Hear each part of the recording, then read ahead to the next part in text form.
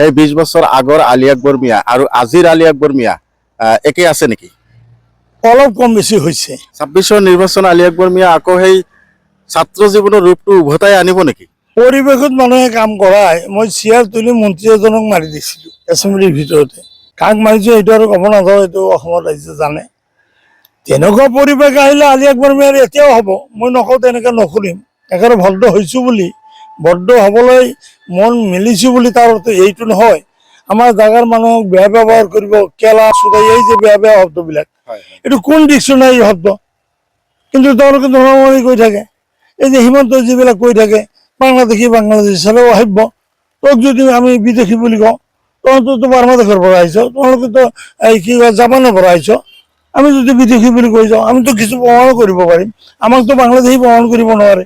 আলী আকবৰ মিয়াৰ কথাটো হৈছে কি, এইবিলাকৰ বিৰুদ্ধে আলী আকবৰ মিয়া সৰ্বশক্তি প্ৰয়োগ কৰি ৰাজনীতি কৰে। স্যাৰ এটা কথা আমি আপোনাক ক'ব লাগিব, যিহেতুকে সমজ্জল কুমাৰ ভট্টাচাৰ্য ডাঙৰীয়া মাদানীক কিন্তু জেহাদী, মৌলবাদী, এণ্টি নেশ্যনেল বুলি কৈছে, আপুনি এই ক্ষেত্ৰত কি ক'ব স্যাৰ?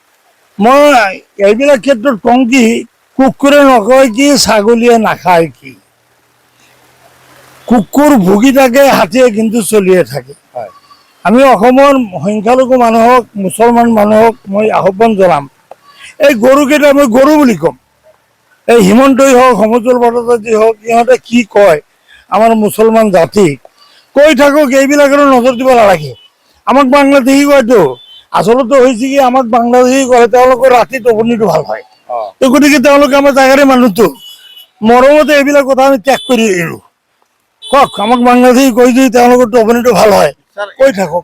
এনআৰচিৰ সময়ত কিন্তু এনআৰচিৰ সময়ত সমজ্জল কুমাৰ ভট্টাচাৰ্যৰ অসমত লেগেচি নাই বুলি এটা কথা উঠিছিল। নাই, লেগেচি নাইতো। তেওঁৰ দেউতাৰ জন্ম ঢাকাত, যদি আপোনালোকে বিচাৰে মই ঘৰৰ নাম্বাৰ দি দিম। আমাৰ এই বছিৰ কাছিমি যে, তেওঁৰ দেউতাৰ জন্ম ঢাকাত, আপোনালোকে যদি লিগেচি বিচাৰে মই লিগেচি দিম। তেওঁলোকৰ লিগেচি নাইতো। সমজ্জল কুমাৰ ভট্টাচাৰ্যৰ লেগেচিত ঢাকাত। ঢাকা আৰু এটা কথা মই শুনিছিলো যে তেখেত প্ৰাথমিক বিদ্যালয় বাংলাদেশত পঢ়িছিল। নহয়, প্ৰাথমিক বিদ্যালয় আমাৰ এই চালগছত পঢ়িছে। তেওঁৰ দেউতাৰ জন্ম ঢাকাত, ই শালকোচত জন্ম লৈছে, তাৰ মা গৰীয়া, ই হ'ল ঢাকায়া মানুহ। সমজ্জল কুমাৰ ভট্টাচাৰ্য আৰু শিলাদিত্য দেৱ, এই দুজন ব্যক্তি মাদানীক বেছিকৈ টাৰ্গেট কৰিছে। তাৰমানে এই দুজন ব্যক্তি বাংলাদেশীৰ লেগেচিত থকা মানুহ বুলি আমি জানো।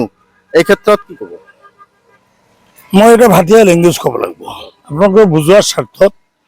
খাইলা ঢেঁকীৰ বাজ নাবিছি, নিজেই স্বীকাৰ কৰে মই বাংলা 73 চনত আহিছে, 73 চনত আহিছে। সেইজন মানুহ মানে বাহাদুৰি, হিন্দু তাই ক'ব, কৈ থাকক না। মই ক'লোই দেখোন, কুকুৰে নকয় কি ছাগলীয়ে এই নাখায় কি।